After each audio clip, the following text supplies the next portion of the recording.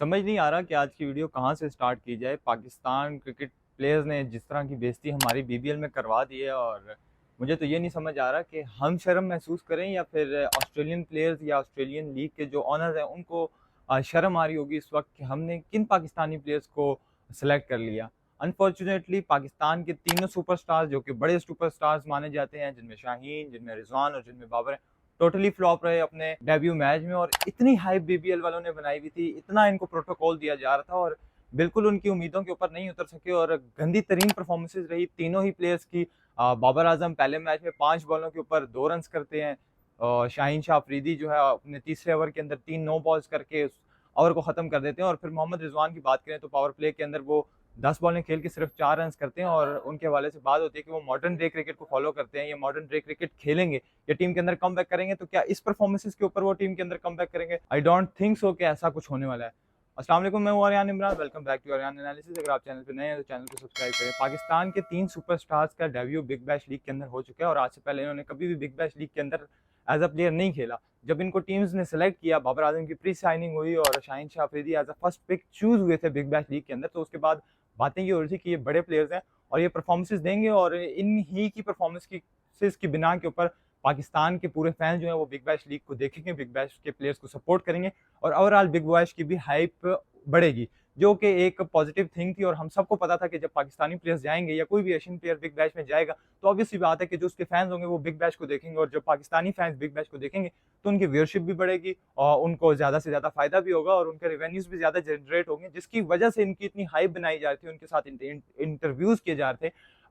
उनका जब match start होने से पहले भी जो है वो शाहीन से भी इंटरव्यू हुआ, बाबर से भी हुआ। आई थिंक कि बाबर की इतनी गलती नहीं है। बाबर जिस मैच में खेला वो बारिश की वजह से पहले ही डिले हो चुका था। जब मैच स्टार्ट हुआ तो 11 ओवर्स का मैच था और उसमें भी बाबर आजम 5 बॉलों पे 2 रन करके आउट होते हैं। लेकिन बाबर आजम की गलती इन अ सेंस इस तरह नहीं है कि चलो वो मैच छोटा था, आप तेज शॉट्स खेल सकते थे, आप ऊपर शॉट्स खेलनी थी और ऑब्वियसली बात है कि कभी लगती है नहीं लगती आप आउट हो सकते हो, लेकिन वो मैच ही 10 ओवरों का था, T10 की टाइप।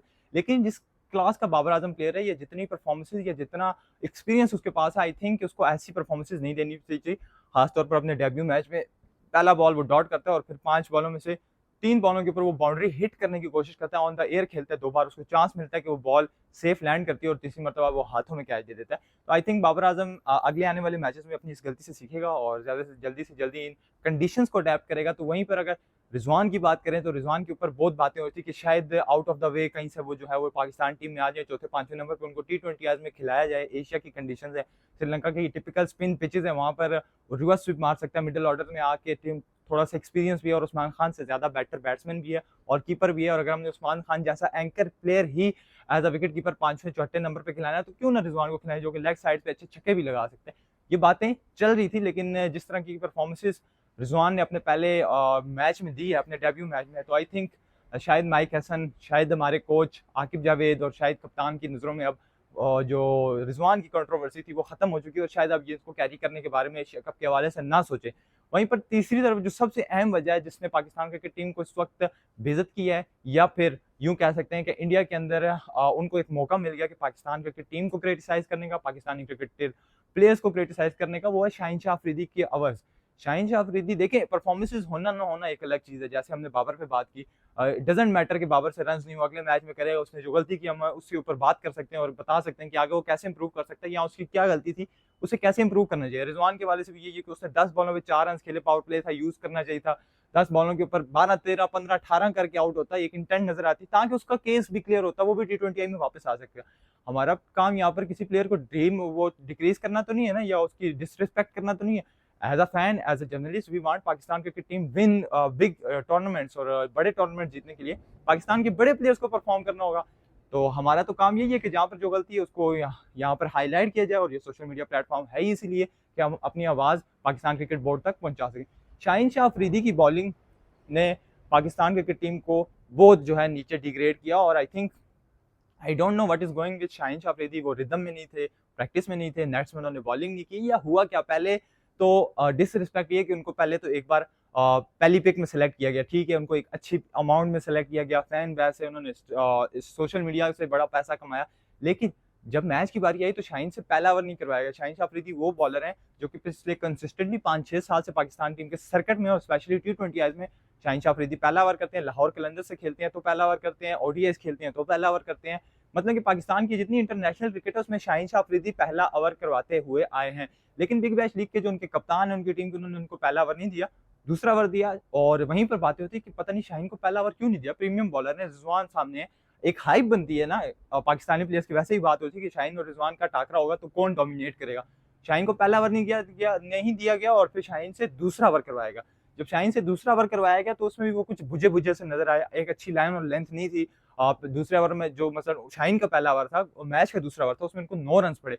फिर उनको जो है अटैक से हटा लिया गया। और जिस चीज़ के लिए शाहीन जाने जाते हैं कि वो अर्ली ऑन आके पावर प्ले के अंदर अच्छी बॉलिंग करते हैं, अर्ली ऑन यॉर्कर करते हैं, विद द स्विंग 135 140 की पेस से बॉल करते हैं, तो ऑब्वियस है उनको अच्छा स्विंग भी मिलता है और इन द एयर बॉल अंदर आता है, यॉर्कर लगता है और वो पैड जो विकेट खाते हैं, ये उनकी स्ट्रेंथ है। और उनसे उन स्ट्रेंथ पे बॉलिंग नहीं करवाएगी। फिर आखिर में जब लेके आए तो दूसरे ओवर के अंदर आई थिंक उनको 19 रन पड़े, बिल्कुल लाइन और लाइन थी, रन पड़े। देखिए रन पड़ना मैटर नहीं है, जब आप तीसरा ओवर करने आए हैं तो आप 3 नो बॉल्स करते हैं और आपको 20 ही ओवर के वो है जो है वो हटा लिया जाता है। और अगर तो आप कोई एक नॉर्मल प्लेयर हो या आप कोई ग्रूमिंग प्लेयर हो या आप कोई डोमेस्टिक लेवल के प्लेयर हो, उस कंट्री के प्लेयर हो, आपसे ऐसी कोई कोताही हो जाए तब भी लोग इतनी बातें करते हैं कि आप इंटरनेशनल लेवल पे खेल रहे हैं, आप इतनी बड़ी लीग खेल रहे हैं, चाहे वो बीबीएल हो, पीएसएल हो, बांग्लादेश प्रीमियर लीग हो, कोई भी हो, ऑल ओवर द वर्ल्ड लोग आपको देख रहे हैं। तो उसके अंदर अगर आपसे ऐसी हमाकत हो जाती है, रिसेंट पास्ट में भी हमने देखा पाकिस्तान के कुछ स्पिनर्स थे जो नो बॉल्स कराते थे और शाहीन ने फिर लगातार उस ओवर में 3 नो बॉल्स कराई और उसके बाद अंपायर ने उनको ओवर करने से मना कर दिया और उसके बाद वो ओवर नहीं कर सकते थे।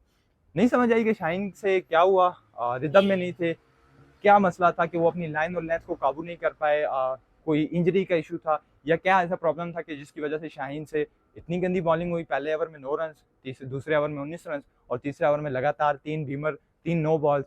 और आई थिंक अगर आप पाकिस्तान क्रिकेट टीम के प्रीमियम बॉलर हैं, अगर आप पाकिस्तान क्रिकेट टीम के फास्ट बॉलर, आप वो बॉलर हैं जो कि अटैक को लीड करते हैं और आप ऐसी परफॉर्मेंसेज देंगे तो फिर पाकिस्तान का इमेज भी ख़राब होगा, आपकी अपनी परफॉर्मेंसेज के ऊपर भी बात होंगी और फिर इंडिया मीडिया तो आपके ऊपर वैसे ही बात करेगा। आई थिंक इसमें इतना ज़्यादा नेगेटिव होने की ज़रूरत नहीं थी, लेकिन यार बुरा लगता है जब आप डेब्यू मैच खेलो, इतनी हाइप बनी हो, आप इतने बड़े प्लेयर हो, तीनों में से कोई एक भी परफॉर्म नहीं कर पाया, किसी एक को तो रन करने चाहिए थे। मैं उम्मीद करता हूँ कि शादाब, हारिस और हसन अली आई थिंक ज़्यादा बेटर परफॉर्मेंसेज दें इनसे और ये अगले अपने मैचेस में, आने वाले मैचेस में इंप्रूवमेंट दिखाएं और पाकिस्तानियों को भी दिल जीतें, बिग बैश के अंदर भी एक हाइप बनाएं और अपना केस जो है वो स्ट्रॉन्ग करें रिलेटेड टू वर्ल्ड कप 2026। आज की वीडियो के लिए इतना ही, उम्मीद करता हूँ कि आपको ये वीडियो अच्छी लगी होगी और आपकी क्या राय है कि what really happened with Pakistani 3 players that caused them to not perform in the first match of their Big Bash League। अपनी राय कमेंट बॉक्स में जरूर शेयर कीजिएगा। मिलते हैं नेक्स्ट वीडियो में, तब तक के लिए अल्लाह हाफिज़।